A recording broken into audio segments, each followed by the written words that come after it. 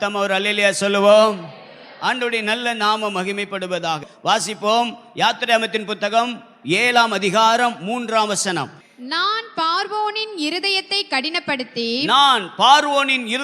கடினப்படுத்தி எகிப்து தேசத்தில் என் அடையாளங்களையும் அற்புதங்களையும் மிகுதியாய் நடப்பிப்பேன். ஆண்டவருடைய நல்ல நாமம் மகிமைப்படுவதாக. உங்க எல்லாருக்கும் இது தெரிந்ததான ஒரு சரித்திரம் என்று நான் கர்த்தருக்குள்ளே நம்புகிறேன். ஒரு அல்லேலூயா சத்தமா சொல்லுங்க பார்க்கலாம்.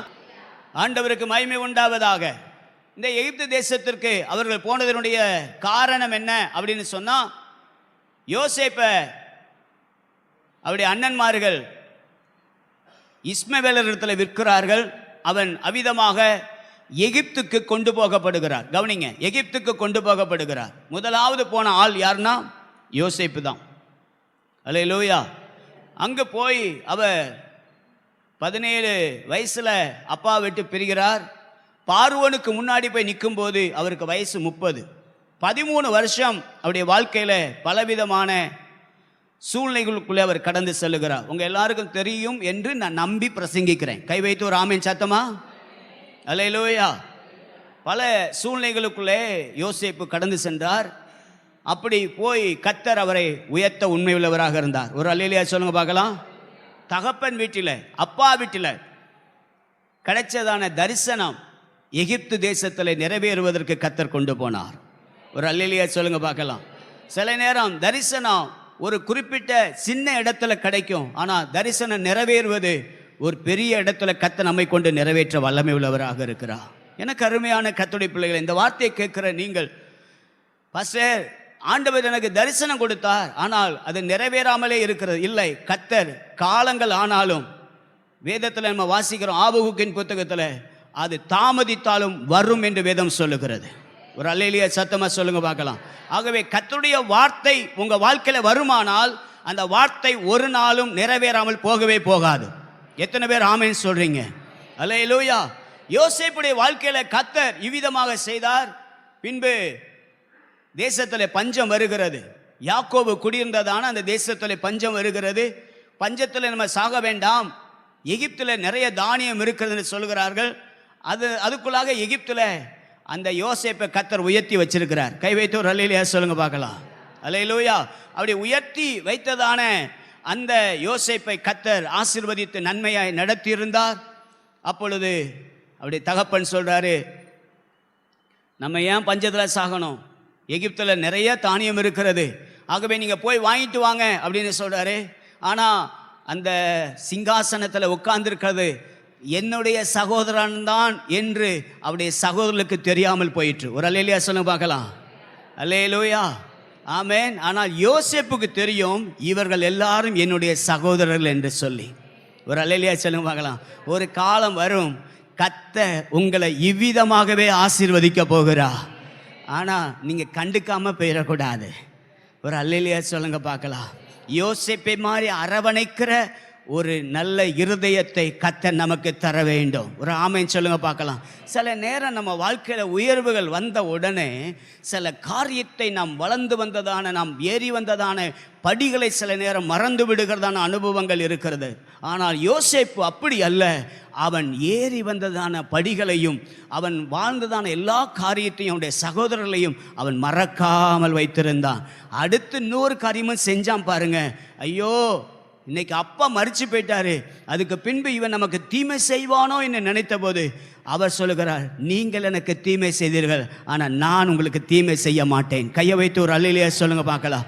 எந்த சூழ்நிலையிலையும் நம்முடைய தன்மையை நாம் விட்டு கொடுக்கவே கூடாது. நம்முடைய ஆவிக்குரிய தன்மை என்னன்னு தெரியுமா? தீமைக்கு நன்மை செய்ய வேண்டும். ஆமென் சொல்லுங்க பார்க்கலாம். ஆகவே நம்முடைய வாழ்க்கையில் இந்த யோசேப்பை போல நாம் மாறும்போது கர்த்தர் நம்மை ஆசீர்வதிக்கிறவராக இருக்கிறார். அப்போ யாக்கோபுடைய குடும்பம் ஒரு 70 பேராக ஆமென் அந்த தேசத்துக்குள்ளே வருகிறார்கள். யோசேப்பை அறியாத ராஜா உள்ளே வருகிறான். ராஜா வந்து அவர்களை நெருக்க ஆரம்பிக்கிறான். இவர்கள் பலுகி பெருகுகிறார்கள். கை வைத்து ஒரு அல்லேலூயா சொல்லுங்க பார்க்கலாம். தேவ பிள்ளைகள் என்னைக்குமே பலுகி பெருகத்தான் கர்த்தர் அழைச்சிருக்கிறார். ஆமென் சத்தமா. ஒரு அல்லேலூயா சத்தமா. அல்லேலூயா. கர்த்தருடைய பரிசுத்த நாமம் மகிமைப்படுவதாக. ஆண்டவர் அந்த வசனத்தில் நான் வாசிக்கும் போது, எகிப்து தேசத்தில் என் அடையாளங்களையும் அற்புதங்களையும் மிகுதியாய் நடப்பிப்பேன். ஆமென் சொல்லுங்க பார்க்கலாம். ஏன் ஆண்டவர் மிகுதியாய் நடப்பிக்க வேண்டும்? ரெண்டு காரணங்களை உங்களுக்கு ஞாபகப்படுத்த விரும்புகிறேன். ஒன்று, அவங்க நெடுநாளாய் அடிமைத்தனத்தில் இருந்தார்கள். ஆமென் சொல்லுங்க பார்க்கலாம். யாத்திராகமம் 12ஆம் அதிகாரம் 40வது வசனத்தை வாசிக்கும் போது, இஸ்ரவேல் புத்திரர் எகிப்திலே குடியிருந்த காலம் 430 வருஷம். 430 வருஷம் நெடுநாளாக அடிமைத்தனத்தில் இருந்தார்கள். கவனிங்க. அதனாலதான் ஆண்டவர் மிகுதியாய் அற்புதங்களையும் அடையாளங்களையும் செய்ய வேண்டியதாக இருந்தது. கையை வைத்து ஒரு அல்லேலூயா சொல்லுங்க பார்க்கலாம். இரண்டாவது காரணம், அவர்கள் வெகுவாக நெருக்கப்பட்டார்கள். அதனாலதான் ஆண்டவர் மிகுதியாய் காரியத்தை நடப்பிக்க வேண்டியதாக இருந்தது. அல்லேலூயா சொல்லலாமா? எகிப்து தேசத்துல என் அடையாளங்களையும் அற்புதங்களையும் மிகுதியா நடப்பிப்பேன். காரணம், வெகுவாக நெருக்கப்பட்டார்கள். இன்னைக்கு உங்க வாழ்க்கையில கூட பாஸ்டர் நான் ரொம்ப நெருக்கப்பட்டவனாக இருக்கிறேன் அப்படி நீங்க சொல்லுவீங்கன்னா, உங்க நெருக்கத்துக்கு இன்னைக்கு கர்த்தர் மிகுதியாய் நடப்பிக்கிற ஒரு ஆண்டவராய் இருக்கிறார். என்ன செய்வாராம்? அடையாளங்களையும் அற்புதங்களையும் கர்த்தர் செய்ய போகிறார். ஒரு அல்லேலூயா சொல்லுங்க பார்க்கலாம். ஆமென். வெகு நாள் என்று சொல்லும் போது 430 வருஷம் ஆண்டவர் சொன்னாரு, ஆபிரகாமிட்ட சொன்னாரு, சந்ததியார் அந்நிய தேசத்தை எத்தனை வருஷம் இருப்பாங்க? 400 வருஷம். ஆதியாகமம் 15ஆம் அதிகாரம் 13ஆம் வசனத்தை வாசிச்சு பாருங்க. அப்பொழுது அவர் ஆபிராமை நோக்கி, உன் சந்ததியார் தங்களுடையதல்லாத அந்நிய தேசத்திலே பரதேசிகளாய் இருந்து தேசத்தாரை சேவிப்பார்கள் என்றும் அவர்களால் 400 வருஷம் உபத்திரப்படுவார்கள் என்றும் நீ நிச்சயமாய் அறிய வேண்டும். இவர்கள் சேவிக்கும் ஜாதிகளை நான் நியாயம் தீர்ப்பேன். கையை வைத்து ஒரு அல்லேலூயா சொல்லுங்க பார்க்கலாம். நான் நியாயம் தீர்ப்பேன் என்று கர்த்தர் சொல்லி இருக்கிறார். அல்லேலூயா சொல்லுங்க பார்க்கலாம்.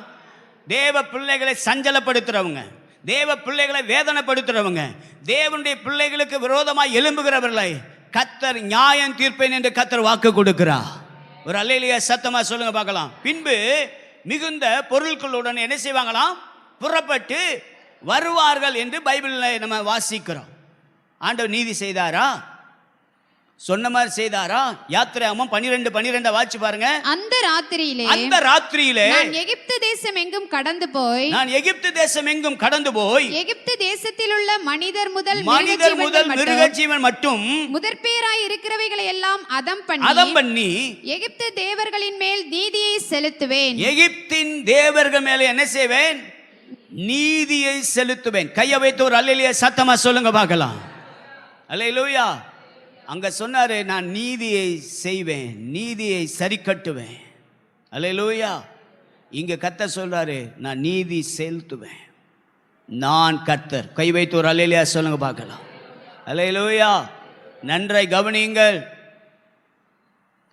வெகு நாட்களாக அடிமைகளாக இருந்தவர்கள், ஆனா கர்த்தருடைய வார்த்தையின்படி விடுவிக்கப்படுவதை பார்க்க முடிகிறது. அப்படி விடுவிக்கப்படுவதற்கு கர்த்தர் சொல்றாரு, எகிப்து தேசத்தில் என் அடையாளங்களையும் அற்புதங்களையும் மிகுதியாய் செய்வேன். அல்லேலூயா சொல்லலாமா? வெகுவாக.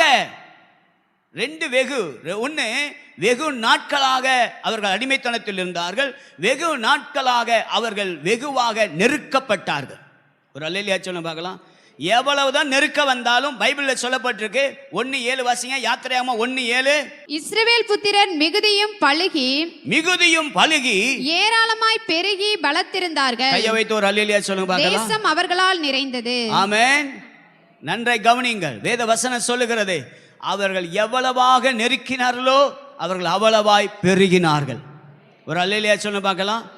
ஏன் அப்படி ஆண்டவர் நெருக்கப்படுகிற இடத்துல கர்த்தர் பெருக்கத்தை உண்டாக்குகிறார் அப்படின்னு சொன்னா, நீங்க நல்லா கவனிச்சுக்கிடணும்.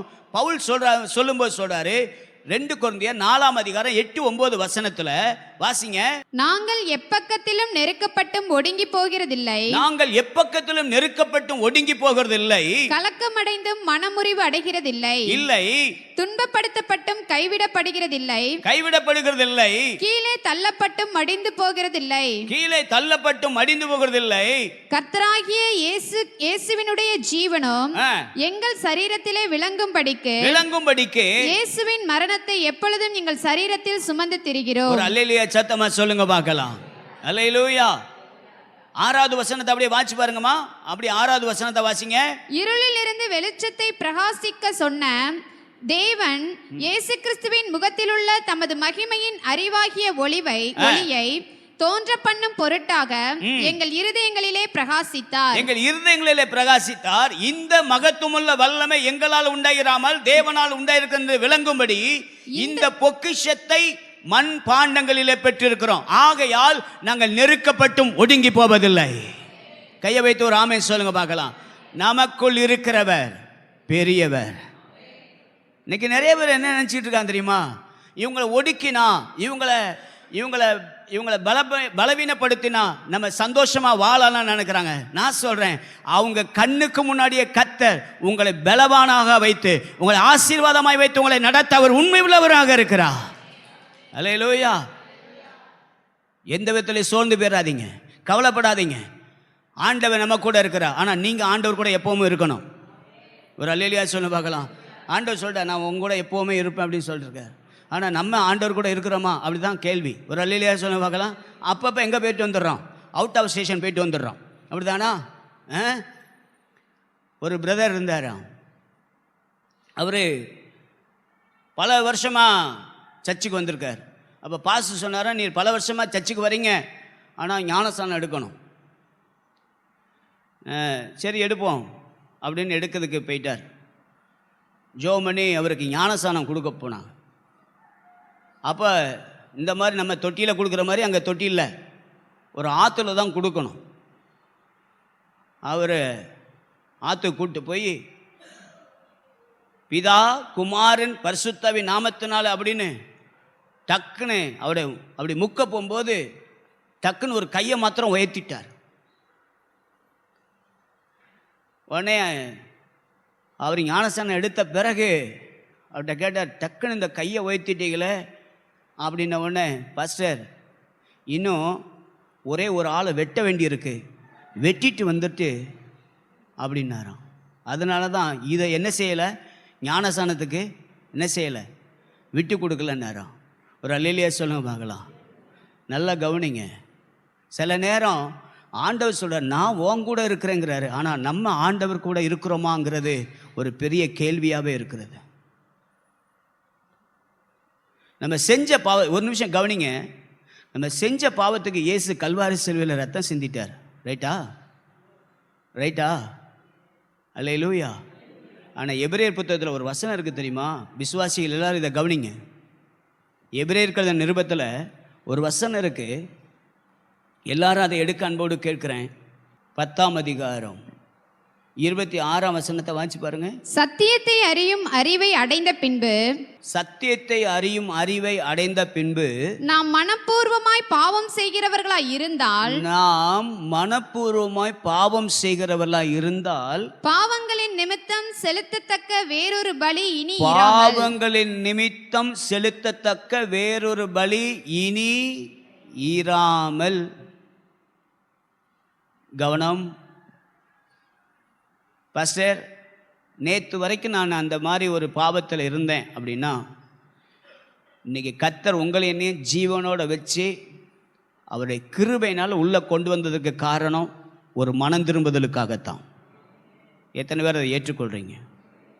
என் லைஃப்பில் நான் அப்படி தான் நினைப்பேன். ஆண்டவர் எடுக்கணும்னு நினச்சா எப்போவும் என்ன செஞ்சிருவார்?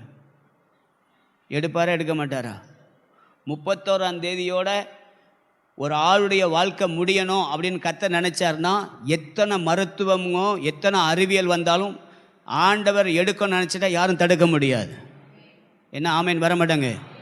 ஆனால் அதே நேரத்தில் கர்த்தர் உங்களுக்கு எனக்கு அந்த முடிவை கொடுக்காம இன்னைக்கு ஆலயத்தில் உங்களை கொண்டு வந்து வச்சதுக்கு காரணம் ஒரு உண்மையான மனம் திரும்புதலுக்காக கர்த்தர் கொண்டு வந்திருக்கிறார். ஒரு அல்லேலூயா சத்தமா சொல்லுங்க. அல்லேலூயா. உங்கள் வாழ்க்கையில் ரொம்ப கவனமாக இருங்க, ரொம்ப கவனமாக இருங்க. ஏன் நான் நெருக்கப்பட்டும் ஒடுங்கி போகல தெரியுமா? எனக்குள் இருக்கிறவர் பெரியவர். ஒரு அல்லேலூயா சொல்லுங்க பார்க்கலாம். அவர் எனக்கு பொக்கிஷமாக இருக்கிறார். ஆனால் அந்த பொக்கிஷத்தை எங்கே வச்சுருக்காரு? மண்பாண்டத்தில் வச்சுருக்கிறார். உள்ளே இருக்கிற இயேசுவை யாரும் நெருக்க முடியாது, ஒடுக்க முடியாது. ஒரு அல்லேலூயா சத்தமாக சொல்லுங்க பார்க்கலாம். அல்லேலூயா. நன்றாய் கவனியுங்கள். இன்னைக்கு காலையில் கர்த்தர் உங்களோட பேசி கொண்டு இருக்கிறார். பாஸ்டர், என்னை எல்லாரும் நெருக்கிறாங்க பாஸ்டர், என் வீட்டில் உள்ளவங்க நெருக்கிறாங்க, எனக்கு பொருளாதாரம் என்னை நெருக்குது, என் பிரச்சனை என்னை நெருக்குது, என் வீட்டில் இருக்கிற மக்களே என்னை நெருக்கிறாங்க. நான் சொல்லட்டா, உங்களுக்கு எவ்வளவு நெருக்க வந்தாலும் உங்களை என்னையும் நான் ஒடுங்கி போவதற்காக அல்ல, கர்த்தருக்கு மகிமையாய் எழும்பி நிற்பதற்காகவே கர்த்தர் அழைத்து கொண்டு வந்திருக்கிறார். அல்லேலூயா. அவர்கள் எவ்வளவாய் ஒடுக்கினார்களோ அவ்வளவாய் அப்போ உள்ளே இருக்கிறவர் பெருகணும். கை வைத்து ஒரு ஆமென் சத்தமா ஒரு அல்லேலூயா. உங்கள் வாழ்க்கையில் இயேசுவை உயர்த்துவதற்கு எந்த விதத்திலும் சோர்ந்து போயிடாதீங்க. கர்த்தர் உங்களை நடத்த வல்லமை உள்ளவராக இருக்கிறார். எத்தனை பேர் ஆமென் சொல்ல முடியும்? ஒரு அல்லேலூயா சத்தமா சொல்லுங்க பார்க்கலாம். ஆண்டவருக்கு மகிமை உண்டாவதாக. யாத்திராகம புத்தகத்தில் நம்ம வாசிக்கும் போது அவ்விதமாக சொல்லப்பட்டிருக்கிற 10வது வசனத்தை, தேசத்தை விட்டு போகாதபடிக்கு.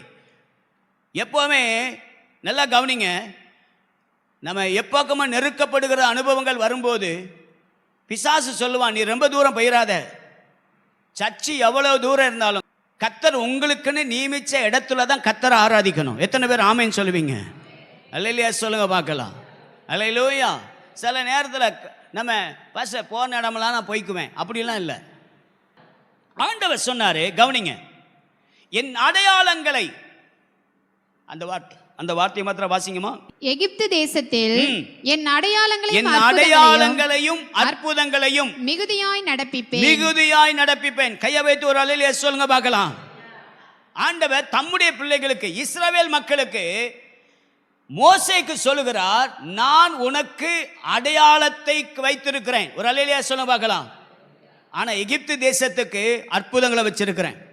ஆமென் சொல்லுங்க. அல்லேலூயா. நன்றாய் கவனிங்க. இப்போ நான் உங்களுக்கு அடையாளத்துக்கும் என் அடையாளத்துக்கும் அற்புதத்துக்கும் நான் வித்தியாசத்தை உருவாக்க போறேன். கை வைத்து ஒரு ஆமென் சொல்லுங்க பார்க்கலாம். அல்லேலூயா. என் கூட அப்படியே சேர்ந்து நீங்க பைபிளை திருப்பினீங்கன்னா நல்லா இருக்கும். யாத்திராகமம் 4ஆம் அதிகாரம் 1ஆம் வசனத்தை வாசிங்கப்பா. அப்பொழுது மோசே, அவர்கள் என்னை நம்பார்கள், என் வாக்குக்கு செவிகொடார்கள், கர்த்தர் உனக்கு தரிசனமாகவில்லை என்று சொல்வார்கள் என்றான். கர்த்தர் அவனை நோக்கி உன் கையில் இருக்கிறது என்ன என்றார். ஒரு கோல் என்றான். அதை தரையிலே போடு என்றார். அவன் அதை தரையிலே போட்டபோது அது சர்ப்பமாயிற்று. மோசே அதற்கு விலகி ஓடினான். அப்பொழுது கர்த்தர் மோசேயை நோக்கி, உன் கையை நீட்டி அதன் வாளை பிடி என்றான். அவன் தன் கையை நீட்டி அதை பிடித்த போது அது அவன் கையிலே கோலாயிற்று. கையை வைத்து ஒரு அல்லேலூயா சொல்ல பார்க்கலாம். கீழே போடும்போது அது எதா மாறுது? சர்ப்பமா மாறுது. ஆனா அதனுடைய வாளை பிடின்னு சொன்னும்போது அது கோலா மாறுது. எதுக்கு ஆண்டவர் இதை செய்கிறார் பாருங்க. அடுத்த வசனத்தை வாசிங்க. ஆபிரகாமின் தேவனும் ஈசாக்கின் தேவனும் யாக்கோபின் தேவனுமாய் இருக்கிற தங்கள் பிதாக்களுடைய தேவனாகிய கர்த்தர் உனக்கு தரிசனமானதை அவர்கள் நம்புவதற்கு இதுவே அடையாளம் என்றார். அப்ப தேவ பிள்ளைகளாகிய உங்களுக்கும் எனக்கும் கர்த்தர் கொடுக்கிற காரியம் அடையாளம். கையை வைத்து ஒரு ஆமென் சொல்லுங்க பார்க்கலாம். ஆமென். தேவனுடைய பிள்ளைகளுக்கு கர்த்தர் அடையாளத்தை வச்சிருக்கிறார். ஆமென். அடுத்த வசனத்தை அப்படியே வாசிக்கும் போது 6வது வசனத்தை வாசிங்க. மேலும் கர்த்தர் அவனை நோக்கி, உன் கையை உன் மடியிலே போடு என்றார். அவன் தன் கையை தன் மடியிலே போட்டு அதை வெளியே எடுக்கும் போது இதோ அவன் கை உறைந்த மழையை போல வெண்குஷ்டம் பிடித்திருந்தது. அல்லேலூயா சத்தமா சொல்லுங்க பார்க்கலாம்.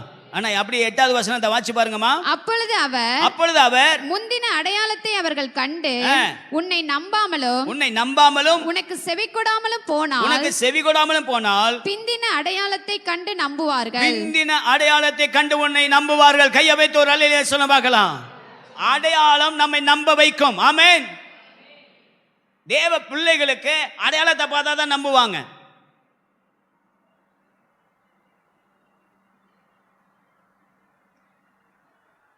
இயேசு சொல்லும்போது சொன்னார், அவர்கள் அடையாளத்தை தேடுகிறார்களே. அல்லேலூயா. நம்மளை இப்போ அடையாளத்தை தான் தேடுவான். எங்களுக்கு ஆண்டவர் செய்வார்னு சொல்றதுக்கு என்ன அடையாளம்?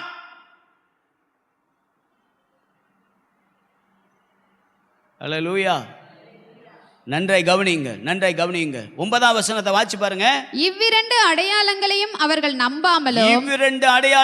நம்பாமலும் உன் வாக்குக்கு செவிகொடாமலும் இருப்பார்களானால் அப்பொழுது நீ நதியின் தண்ணீரை மொண்டு நிலத்தில் ஊற்றுவாயாக. நதியில் மொண்ட தண்ணீர் வெட்டாந்தரையிலே இரத்தமாகும் என்றார். இது எல்லாம் யாருக்காக தான் செய்யணும்னு ஆண்டவர் சொல்றாரு? இஸ்ரவேல் மக்கள் மோசேயை நம்புவதற்காக. அல்லேலூயா சொல்லுங்க பார்க்கலாம். அப்ப தேவ ஜனங்கள் அடையாளத்தை தேடுறாங்க. இன்னைக்கு கர்த்தருடைய நாமத்தை நான் சொல்றேன், இந்த ஆலயத்துக்கு வந்து கர்த்தரை ஆராதிக்க வந்திருக்கிற உங்களை இந்த மாதம் கர்த்தர் உங்க மூலமாக ஒரு அடையாளத்தை காட்டி, நான் ஆராதிக்கிற இயேசுதான் ஜீவனுள்ள தேவன் என்பதை நிரூபித்து காட்ட அவர் உண்மை உள்ளவராக இருக்கிறார். நம்புறீங்களா? ஒரு அல்லேலூயா சத்தமா சொல்ல முடியுமா? அல்லேலூயா. தண்ணீர் இப்போ எதா மாறிடுச்சு? நிலத்துல ஊத்தும் போது, வெட்டாந்தரையில் ஊத்தும் போது அது இரத்தமாய் மாறுகிறது. ஆமே. யாத்திராகமம் 3ஆம் அதிகாரம் 12ஆம் வசனத்தை வாசிக்கும் போது அதற்கு அவர் நான் உன்னோடு இருப்பேன், நீ ஜனத்தை எகிப்திலிருந்து அழைத்து வந்த பின் நீங்கள் இந்த மலையில் தேவனுக்கு ஆராதனை செய்வீர்கள், நான் உன்னை அனுப்பினேன் என்பதற்கு. பாருங்களேன், இப்ப இந்த மோசையை அழைக்கிறதுக்கும் ஆண்டவர் அநேக அடையாளங்களை செய்தார். இஸ்ரவேல் மக்கள் இந்த மோசையை நம்புவதற்கும் நிறைய அடையாளங்களை கர்த்தர் செய்கிறார். கையை வைத்து ஒரு அல்லேலூயா சொல்லுங்க பார்க்கலாம். அடுத்துமா, நான் உன்னை அனுப்பினேன் என்பதற்கு இதுவே அடையாளம். கையை வைத்து ஒரு அல்லேலூயா சொல்லுங்க பார்க்கலாம். 4:17 வாசி பாருங்க. இந்த கோலையும் உன் கையிலே பிடித்துக் கொண்டு போ, இதனால் நீ அடையாளங்களை செய்வாய். கையை வைத்து ஒரு அல்லேலூயா சத்தமா சொல்லுங்க பார்க்கலாம். இந்த கோலை தான் செங்கடல் மேலே நீட்டின போது செங்கடல் 2ஆய் பிளந்தது. வேத வசனத்தை நீங்க வீட்டில் போய் வாசி பாருங்க. அந்த அதிகாரத்துடைய கடைசி பகுதியில் மோசே மேலே எல்லாரும் விசுவாசம் வைத்தார்கள். கையை வைத்து ஒரு ஆமென் சொல்லலாமா? இன்னைக்கு உங்க வீட்டில் நீங்க ஒருத்தரா வந்திருக்கலாம். இல்லைன்னா பாஸ்டர் நானே விசுவாசத்தை தள்ளாடிக்கிட்டு இருக்கேன். இல்லை, கர்த்தர் சொல்றாரு, உங்க மேல கர்த்தர் சில அடையாளத்தை வச்சு இது என் பிள்ளைதான்ங்கிறத நிரூபித்து காட்டுவதற்கு அவர் உண்மை உள்ளவராக இருக்கிறார். அல்லேலூயா. பாஸ்டர் பிசினஸ் எல்லாம் படுத்துருச்சு பாஸ்டர், நான் சொல்லட்டா?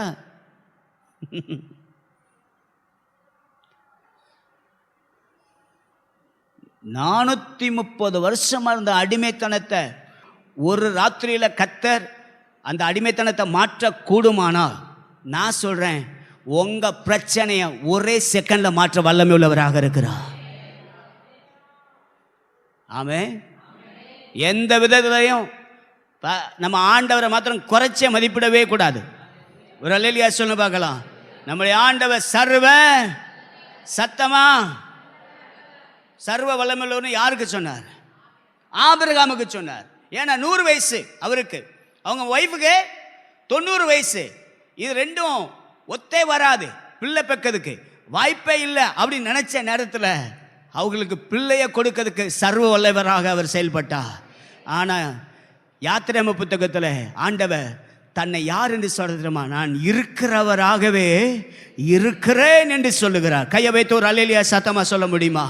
என் அன்புக்குரிய கர்த்தருடைய பிள்ளைகளே, இன்றைக்கு கர்த்தர் சொல்லுகிறார், ஆமென், எகிப்து தேசத்தில் என் அடையாளங்களையும் அற்புதங்களை மிகுதியாய் நடப்பிக்க போகிறேன். ஆமென் சொல்லலாமா? அல்லேலூயா. இஸ்ரவேல் மக்களுக்கு 10 வாதையை கொடுத்தார். எத்தனை வாதை? 10 வாதையை யாராவது ஒருத்தர் சொல்லுவீங்களா? நான் சொல்றதை நீங்க குறிச்சுக்கோங்க. 1, நைல் நதி இரத்தமாய் மாறுகிறது. யாத்திராகமம் 7ஆம் அதிகாரம் 17ஆம் வசனத்திலிருந்து 21ஆம் வசனம் வரைக்கும். 2வது வாதை, தவளைகள். யாத்திராமம் 8ஆம் அதிகாரம் 2ஆம் வசனத்திலிருந்து 15ஆம் வசனம் வரைக்கும். 3வது வாதை பேன்கள். அவர் புழுதி அடிச்சபோது என்ன வந்துச்சான்? பேன் உண்டாயிற்று. கொஞ்சம் வித்தியாசமாக தானே இருக்கு. இதையும் வச்சு அவங்க சாமியை தான் கும்பிட்டுருக்காங்க. ஆனால் ஆண்டவர் எகிப்து தேசத்தினுடையதான விக்கிரகங்களை, எகிப்து தேசத்தில் தெய்வமாக சொல்லப்பட்டதை எல்லாத்தையும் காட்டிலும் நான் தான் சர்வ வல்லமுள்ள தேவன் என்பதை நிரூபித்து காட்ட அவர் காரியங்களை செய்திருக்கிறார். கையை வைத்து ஒரு அல்லேலூயா சொல்லுங்க பார்க்கலாம். யாத்திராகமம் 8ஆம் அதிகாரம் 16ஆம் வசனத்திலிருந்து 19ஆம் வசனம் வரைக்கும். அதில் 19ஆம் வசனத்தை மாத்திரம் வாசிங்கம்மா. மந்திரவாதிகள் பார்வோனை நோக்கி, அப்பொழுது மந்திரவாதிகள் பார்வோனை நோக்கி, இது தேவனுடைய விரல் என்றார்கள். இது தேவனுடைய விரல் என்றார்கள். ஆனாலும் கர்த்தர் சொல்லியிருந்தபடி பார்வோனுடைய இருதயம் கடினப்பட்டது. அவர்களுக்கு செவி கொடாமற் போனான். ஒரு அல்லேலூயா சொல்லுங்க பார்க்கலாம். அல்லேலூயா. மந்திரவாதிகளால் என்ன செய்யப்பட்டதான்? கூடாமல் போயிற்று. ஒரு ஆமென் சொல்லுங்க பார்க்கலாம். அந்த வசனம் இருக்காமா? மந்திரவாதிகளும் தங்கள் மந்திர வித்தனையினால் பேன்களை பிறப்பிக்கும்படி பிரயத்தனம் செய்தார்கள். செய்தும் அவர்களால் கூடாமற் போயிற்று. நல்ல சத்தம் ஒரு அல்லேலூயா சொல்லுங்க பார்க்கலாம். மந்திரவாதிகளாலும் செய்ய முடியாததை நம்முடைய தேவன் செய்ய வல்லமை உள்ளவராக இருக்கிறார். நிறைய பேர் நினைச்சுக்கிட்டு இருக்காங்க, பாஸ்டர் ஐயோ அவன் மந்திரவாதம் பண்ணிட்டான். நல்லதுன்னு சொல்லுங்க. ஒரு அல்லேலூயா சத்தமா சொல்லுங்க பார்க்கலாம். என் ஃப்ரெண்ட் ஒருத்தர் சொல்லுவாரு, பாஸ்டர் எங்க வீட்டில் என்ன வச்சிருக்காங்க? எலுமிச்சம். எங்க வீட்டுக்கு வாங்க, உங்களுக்கு ஏகப்பட்ட எலுமிச்சம் பழம் தாரேன். அல்லேலூயா சொல்லுங்க. எலுமிச்சம் பழம் எங்க வீட்டில் முன்னாடி கொண்டு வந்து வச்சுட்டு போயிட்டாங்க பாஸ்டர். ஐயோ இயேசுவே காப்பாத்தும். ஒரு அல்லேலூயா சொல்லுங்க பார்க்கலாம். இன்னைக்கு நிறைய பேர் அவன் சூனியம் செஞ்சானே செய்யல, இவங்க பயத்தில் செத்து போயிடுறாங்க.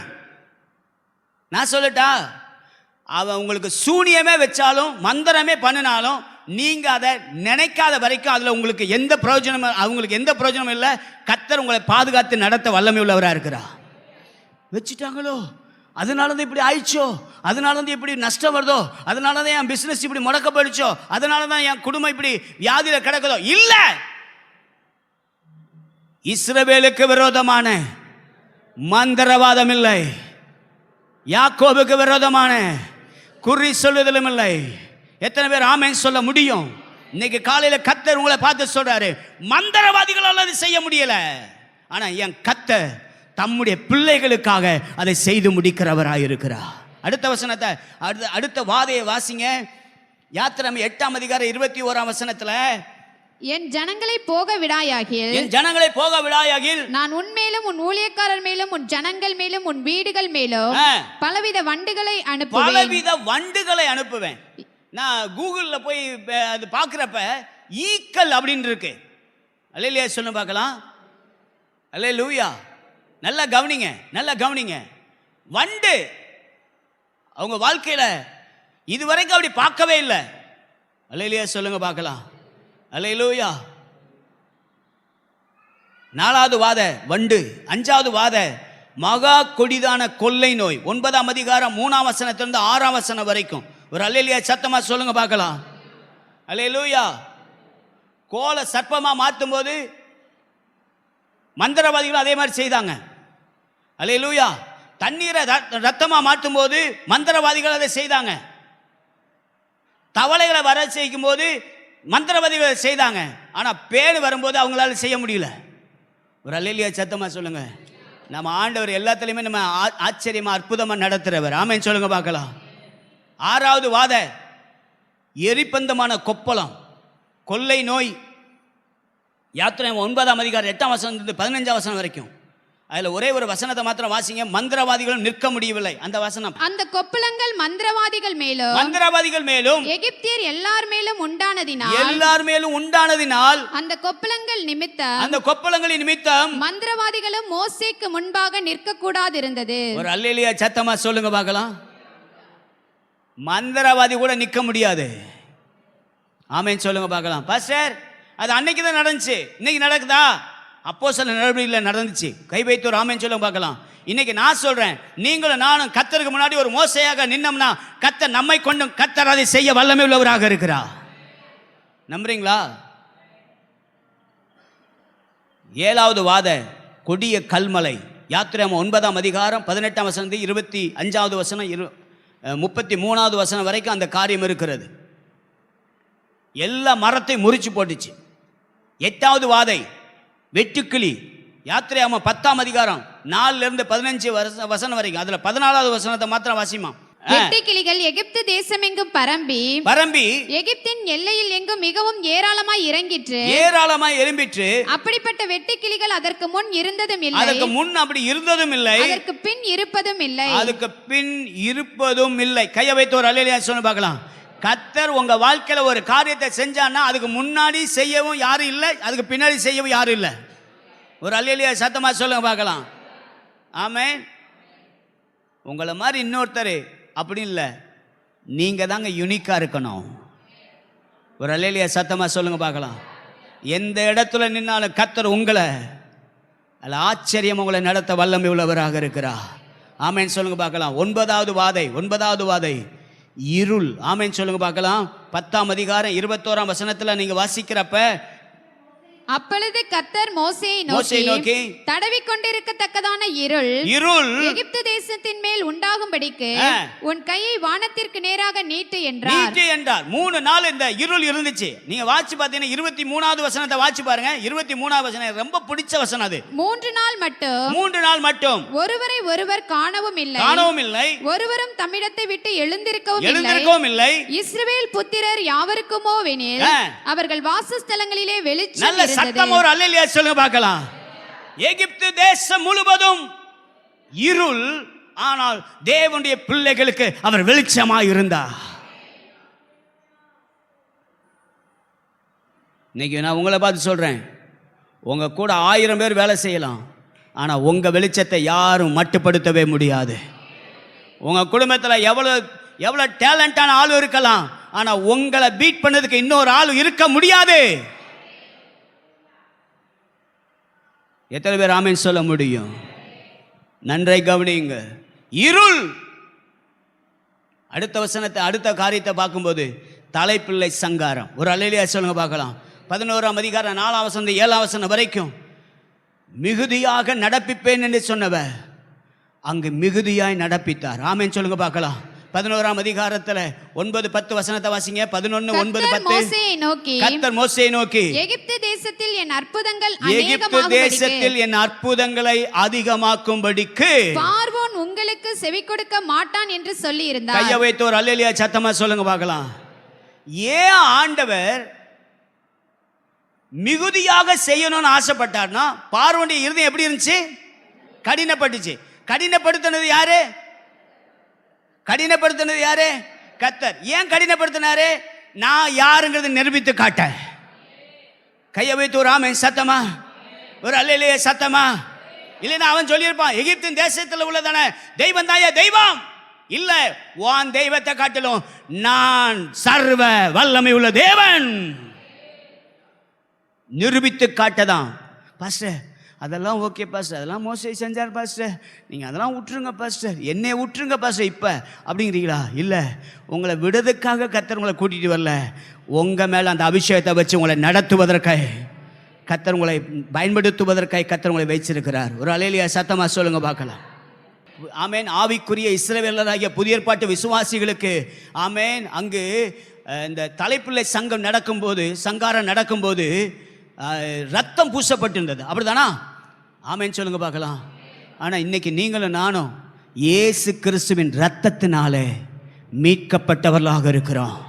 1 பேதுரு 1:19 படி அவர் வெளியேற பெற்ற ரத்தத்தினாலே நம்மை மீட்டிருக்கிறார்.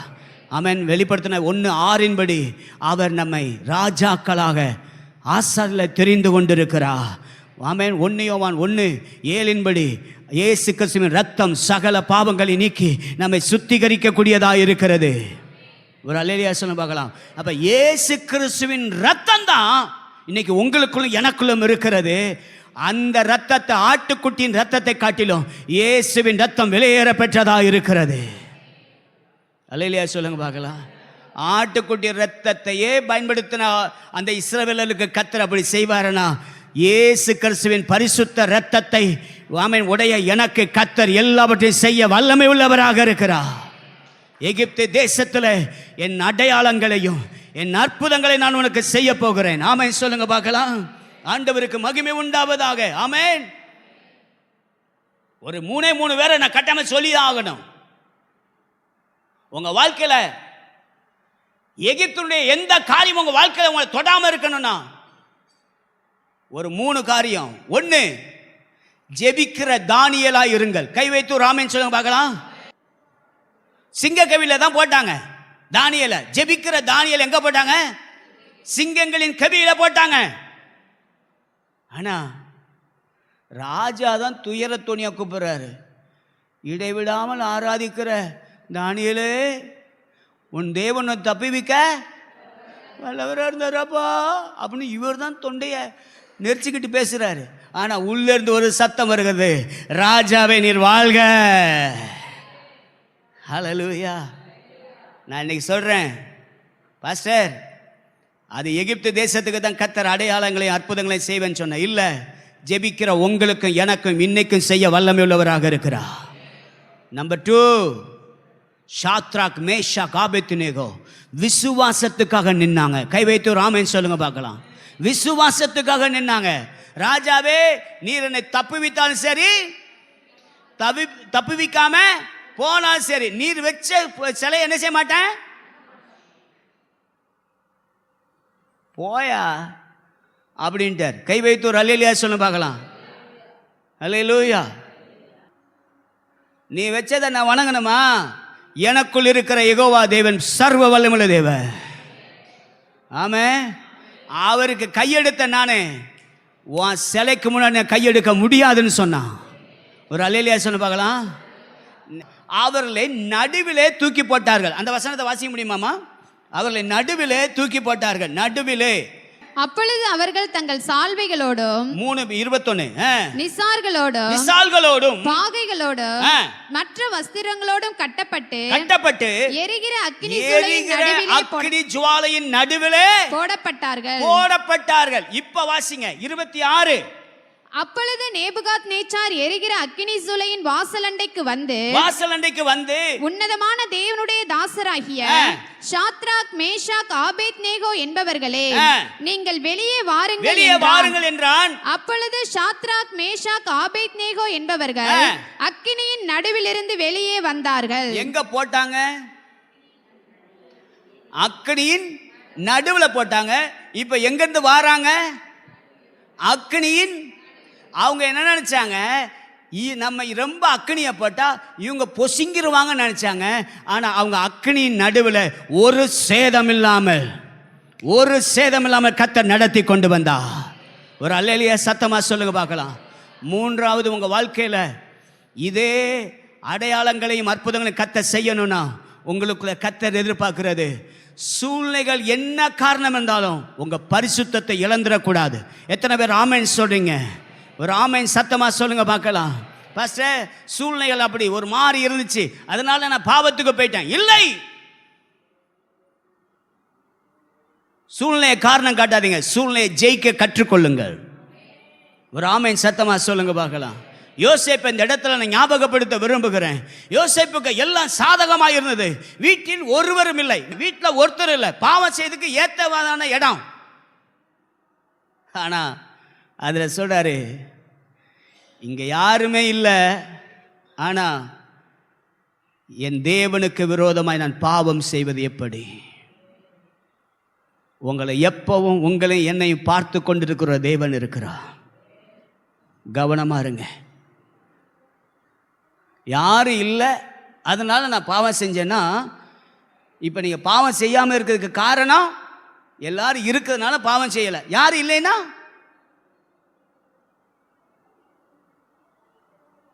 அப்போ காரணம், இப்போ உங்களுக்கு சூழ்நிலைகள் நீங்கள் பாவம் செய்யறதுக்கு ஏற்ற மாதிரி இல்லாதனால தான் நீங்கள் பாவம் செய்யலைன்னா, பாவம் செய்யறதுக்கு சூழ்நிலை வந்துச்சுன்னா நீங்கள் பாவம் செஞ்சிருவீங்களா?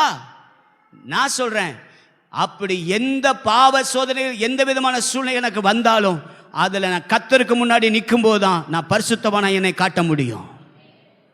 ஒரு அல்லேலூயா சொல்லுங்க பார்க்கலாம்.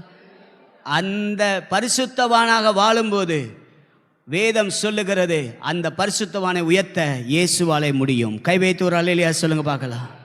ஹல்லேலூயா. எந்த இடத்துலையும் பரிசுத்தமாய் வாழ கற்றுக்கொள்ளுங்க. ஒரு ஆமென் சத்தமா, ஒரு அல்லேலூயா சொல்லுங்க பார்க்கலாம். பாதிக்கப்படும் போது நீ பாதுகாப்பாய் இருக்க வேண்டும். அழிக்கப்படும் போது நீ பாதுகாக்கப்பட வேண்டும் என்றால் உங்களுக்குள் இருக்கிறதான ஜெபம், விசுவாசம், பரிசுத்தம், இந்த மூணை காத்துக்கொள்ளுங்க. வேதவசனம் சொல்லுது ஏசாயா 60:2, ஏசாயா 60:2, இருள் பூமியையும் இதோ இருள் பூமியையும் காரிருள் ஜனங்களையும் மூடும், காரிருள் ஜனங்களை மூடும், ஆனாலும் உன்மேல் கர்த்தர் உதிப்பார், அவருடைய மகிமை உன்மேல் காணப்படும். கையை வைத்து ஒரு அல்லேலூயா சத்தமா சொல்லுங்க பார்க்கலாம். உலகத்துல என்ன வரப்போதா? காரிருள் வரப்போகுது. ஆனா கர்த்தர் உன்மேல் உதிக்கிறவர். ஒரு அல்லேலூயா சத்தமா சொல்லுங்க பார்க்கலாம். சோர்ந்து போயிடாதீங்க. அதே நேரத்தில் கர்த்தருடைய சமூகத்தில் பாஸ்டர் உலகம் அழிய போதாமே, அல்லேலூயா சொல்லுங்க. இயேசுநாதர் வரப்போறார். அடுத்த வாரம் நம்ம வர்றது தேவ கிருபை தான். உலகத்தில் இருள் இருக்கலாம், ஆனா எனக்குள் வெளிச்சமாகிய இயேசு இருக்கிறார். யோவான் 1:8 சொல்லுகிறது, எந்த மனிதனை பிரகாசிப்பிக்கிற மெய்யான ஒளி. கை வைத்து ஒரு ஆமென் சொல்லுங்க. மார்க் எழுதின சுவிசேஷம் 16:20 அவர்கள் புறப்பட்டு போய் எங்கும் பிரசங்கம் பண்ணினார்கள். கர்த்தருக்கு ஊழியம் செய்யறவங்கள கர்த்தர் சொல்றாரு, நீ எனக்கு ஊழியம் செஞ்சா உனக்கு நான் என்ன செய்வேன்னு சொல்றேன். வாசிங்கம்மா. கர்த்தர் அவர்களுடனே கூட கிரியை நடப்பித்து அவர்களால் நடந்த அடையாளங்களினாலே வசனத்தை உறுதிப்படுத்த போகிறார். கையை வைத்து ஒரு ஆமென் சத்தமா. இன்னைக்கு காலையில கர்த்தர் உங்களுக்கு செய்ய போகிற காரியம், கூப்பிட்டா வந்துருவாங்க, ஆனா நீங்க கூப்பிடலைன்னா அவன் எப்படி வருவான்? வசனம் சொல்லுது, அவர்கள் புறப்பட்டு போய் எங்கும் பிரசங்கம் பண்ணினார்கள், கர்த்தருடன் கூட கிரியை நடப்பித்து அவர்களால் நடந்த அடையாளங்களினாலே வசனத்தை உறுதிப்படுத்தினார். என்ன உறுதிப்படுத்தல? வசனத்தை உறுதிப்படுத்துவார்.